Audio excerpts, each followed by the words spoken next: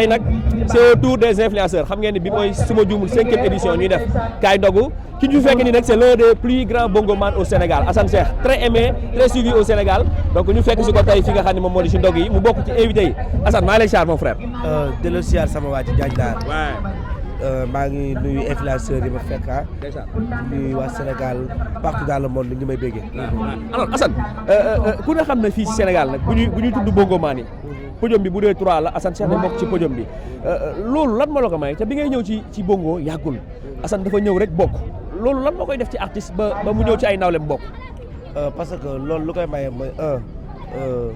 nga am fulla 2 dignité 3 nga mën 4 nga nekk xale tarkal la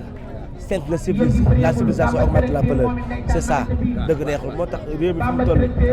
boo tuddee bongoman mag yi da nga si boole Assane Cheikh. te wax naa ko tout à l'heure ba nga ñëwee yàggul c'est très récent tey jii bu ñuy lim Lama Ndiaye di li Babacar Bongo di lim ndaanaan yi fi nekk da nga ciy boole forcément ki nga xam ne moom moo di Assane Cheikh xew yi gën a mag ci dëkk bi Assane Cheikh day bokk ci ñi koy tëgg même bu dee dañoo woo beneen bongoman sax Assane Cheikh day bokk ci ñuy invité loolu carrière la boo opté def ko pour nekk fi constant wala lu xew. waaw xam nga man mi am naa benn fulla bu may doxee ça veut dire que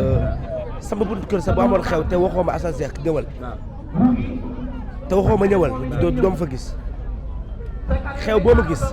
danga may woo tarkal la fay ma ñëw loolu lépp bu dafa bokk sama valeur sama dignité tarkal la waaw ba pare dama respecté ñëpp ba pare amuma fenn xaaj ak seen ku nekk loo am yenn saa yi sax nit woo ma man mu ne ma lii laa am ngir yàlla man dama la bëgg damay dem te yàlla tax te xam ne man am naa lu këpp waaw voilà man loolu laay doxee ak nit ñi. si métier bi nga nekk aussi bokk nga ci bongoman yi ñu gën a respecté yu ñu gën a nawloo te ku doo xam ne seen métier bii nii ñu bëri ci ay commentaires critiques yi day bëri mais Assane Cheikh doo gis mukk c'est très rare nga gis ñu commentéral ko lu positif wala loo xam ne lu ñaaw la loolu lan moo la ko may. waaw wax naa ko dignité ak fulla fulla ak fayda lu mu la mënul may du la ko xaj waaw man noonu laay doxee fulla am fayda diiñ kenn bañ laa dégg si yenn détail man comme ma woo sax dama wax lii ak lii dama naan ne yii nekkuma si je suis pas comme les autres c'est ça dëgg neexul. il y a 2 semaines ay rumeurs yu mag amoon na ci dëkk bi kenn tudd ci Assane Cheikh kenn laalu ko ci boo waxee ci commentaire yi sax ñu ne Assane Cheikh moom dafa góore loolu luñ la yaree la wala luñ la tàggatee la. waaw parce que góor la dégguma yàlla parce que góor yàlla la c'est ça xam nga yàlla dafa def ñaar dafa bind góor ak jigéen góor laay doon incha allah. macha allah alors tey jii yaa ngi ci ndogu influenceurs yi 5e édition bi en tant que influenceur comme ñoom parce que aussi say plateforme dañ lay suivre naka nga gisee concept bi. waaw lii dama koy rafetlu bi mooy 5e édition man chaque année ma bokk dama voyagé woon damay doog a ñëw ba tax ma ne fu ma fekk bu dee dama jàpp sax damay daw bu dee 5 minutes ñu gis ma ko sax ma dem ñu nekk ay xale yu baax ñu bëri jom xam lu baax lii day gën a yokk sax année waaw di leen ñaanal yàlla ñëpp am jàmm kenn bañ a manqué incha allah ñu ko yàgg a def. sa diggante ak Babacar Bongo kenn dootu ko laaj lan la yéen ñaar te ñu bëri dañuy jàpp ni ay concurrent ngeen mais da ngeen gën a xaritoo loolu lu ko waral. non ñëpp laa xaritoo Bongo man yëpp. waaw parce que man li may doxee mooy ku ne sa wërsëg ngay lekk defantewu ma kenn aw ma kenn xaaj ak seen amul kii mooy sama concurrent amul ñëpp laa jël laa boole laa jël boole leen ñoom ñëpp nekk samay nit waaw dëgg neexul aw ma kenn ku may concurrence c'est ça. ana Babacar. Babacar Bongo ana mu. mi ngi fi daa mel de mi ngi fi Assane Babacar ana mu laa wax. yàlla xam na ne gisuma ko. gisoo ko ci dëkk bi. ak seelu xale bi xam nga koor gi. dama jël koor gi def ko jaamu yàlla. waaw rek la toog si muru di weer. waaw di def sama salaatu ala nabi. waaw di ñaanal ñëpp am jàmm. ak seelu xale bi. booy dégg daa daw du la métti de sa xarit boo xam ne sa nawle la yéen ñaar ngay dégg ñu ne daa daw da lay métti. loolu yëgu ma ko de yaa ma ko wax. li nga ko di Babacar Bongo dañ koo tuumaal ni daa daw dem Gambie. yaa ma koy doog a wax nii de. yaa ma koy doog a yëg. billaay yëgu léegi yëg nga ko nii ñu ngi wax que ni Babacar Bongo dafa daw dem Gambie ban réaction nga ci am. mais du ma tontu loo xam ne yëgu ma gis yëgu ma ko de billaay yàlla xam na. yow daal dawoo yow yaa ngi Sénégal yow. bàyyi Sénégal toog. jaajëf Assane kontaan naa sama waa ji xarit ba léegi ñu ngi ci kaay ndogu yi nga xam ne Zimo Afia ñoom ñooy les initiateurs les créateurs tey jii chaque année ñu dajale fi les influenceurs ñëw ñuy joxe ay ndogu fi nga xam ne moo di Yoff frère maa lay ziar. maa ngi lay delloo ziar mon frère mon ami di am kontaan ak mbégte ci yow. alors tey mooy 5e édition bi su ma juumul lan ngeen yëg ci changement bi nga xam ne am na chaque année. waaw lu ñu yëg lenn la mooy def ta yàlla tax mooy secret bi tey lii nii mu mel lépp def ta yàlla tax moo ko waral ndax tey koo woo ne ko def ta yàlla tax mu jëf ndax ku ci mel ni suñu jigéen tudd Astou dañ ko woo ne ko dañuy def ta yàlla tax mu yëkkati ñaari xar jox ñu yëkkati enveloppe bu mag teg si waaw kon def ta yàlla tax tey moo tax tey lii yegg si fii waaw. alors chaque année aussi ñu gis influenceurs yu génn feeñ ngeen dugal leen ci lan mooy seen méthode de recrutement seen méthode boo xam ne da ngeen si invité xale yi. non dañuy partager dañuy def benn lien daal di koy dugal suñu WhatsApp comprendre nga bu ñu ko dugalee ñoom dañ koy gis nañu Zimo lii lan la ñu ne leen lii kaay ndogu la def ta yàlla dong tax la ñu ne dañoo bëgg adhéré wu ci biir groupe bi ñu jël leen dugal leen ci biir groupe bi noonu la demee ñoo fi gis ñii ñëpp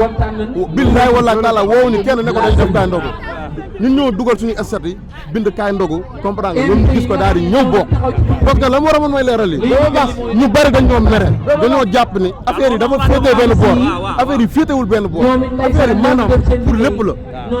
comprendre nga moo tax man may waxee nii parce que dañuy faral di gis ay influenceurs yoo xam ne xàmmee nañ leen ci dëkk bi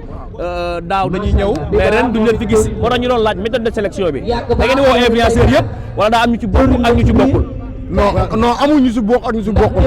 kaay def ko yàlla tax nañ woote képp ku gis affiche bi da ngay woote influenceurs yi ngeen di gis yëpp affiche bi nañ gis woote ñëw am na ñoo xam nag mun nañ gis affiche bi mais ñoom doo leen woowul tamit mun nañ ñëw doo xoolee ñi si biti ñëpp looloo leen indi gis nañ affiche bi ñëw nañ te woowuñu leen am ñoo xam ne dañoo woote téléphone ñu jot Bébé Bass war ñu jot Zimo Afia war ñu jot Lulu war a keneen ak keneen ñëw moo tax kaay ndogu nekkul ndogu kenn ndogu yàlla la voilà ndogu méthode de participation yi entre influenceurs da ngeen def cotisation seen biir at la par weer la wala par jour la naka ngeen koy organiser. déjà maa ngi leen di nuyu yéen ñëpp di leen remercier ci le fait que ngeen ñëw ci kaay ndogu bi di leen wax ni que kontaan nañ et que am nañ vraiment mbégte le fait que ñëpp ñëw kaay ndogu bi nag buñ ko déggee tur bi wuy na boroomam mooy ñëw leen ngeen ndogu si kaay leen ngeen def te yàlla tax de ce fait woowuñu kenn message yu ñu kenn ni la ñëwal mais képp koo xamante ne yàlla dimbali na la nga def ci sa doole comme tutu Astou wax fa dëgg yàlla bi ñu ko woowee ni ko dañoo war a organiser kaay ndogu jox nañu ay xar jox ñu xaalis bu bëri nañu wax fa dëgg yàlla maa leen ko jàppalee am na ñeneen ak ñeneen ñoo xamante ne def nañ ay teranga yoo xamante ne mënoo ko comprendre de ce fait ku ñu ñun ndogu bi ñëpp lañ ci boole parce que nous ne sommes pas groupe bi nekkul rek ay influenceurs am na ay businessman am na ñoo xam dañuy liggéey parce que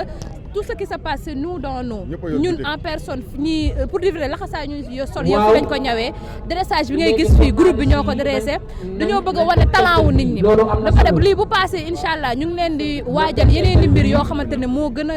rëy moo gën a am sens moo gën a am importance di leen wax aussi di leen sur le point de la communication il y a des influenceurs wala ay influenceurs yoo xam ne ils sont très connus Sénégal dañ leen di suivre te seen li ngeen def ni da ngeen a bëgg mu wër àdduna ñëpp xam ko pourquoi pas ngeen di def délégation di dem seeti influenceurs yi nga xam ne ils ont plus de 8 abonnés 8 millions d'abonnés 7 millions d'abonnés pour ñoom invité leen ñoom ñu doon ay invité d'honneur loolu aussi méthode la boo xam ne war ngeen ko mën a def. non mais pourquoi pas ndax kaay ndogu moom te yàlla tax moom mun naa ne boo xam ne mënuñ jékki-jékki woo leen quoi. dëgg la mais kenn ku si nekk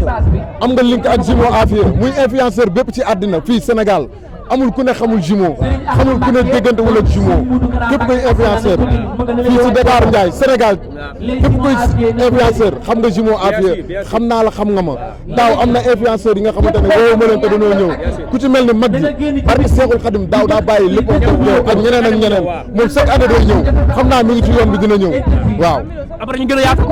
waaw après ñu gën a yaatal. inchallah dinañ gën a yaatal ndogu leen ba pare ngeen lekk xéewal yaa ngi fi sëñ baa ngi fi yaa ngi fi lépp a ngi fi. sëñ Abdallah Diouf mi ngi ñëw léegi. waaw sëñ Abdallah mi ngi ñëw léegi. def ko social bi woon na ma léegi mi ngi ñëw. waaw waaw. Modou Kara Mbacké Ndoori bi moom maam Thierno moom it ndeysaan mi ngi noonu di dugg si macha allah nga xam ne seen kaay ndogu daal ñu maa leen ko dimbalee na ñëpp yàgg suuf na ñëpp àgg suuf na ñëpp àgg suuf na ñëpp àgg suuf ma ñëw may leen ma ñëw na ñëpp àgg suuf waaw amul benn problème président. Bàcc yaram maa ngi lay ziar.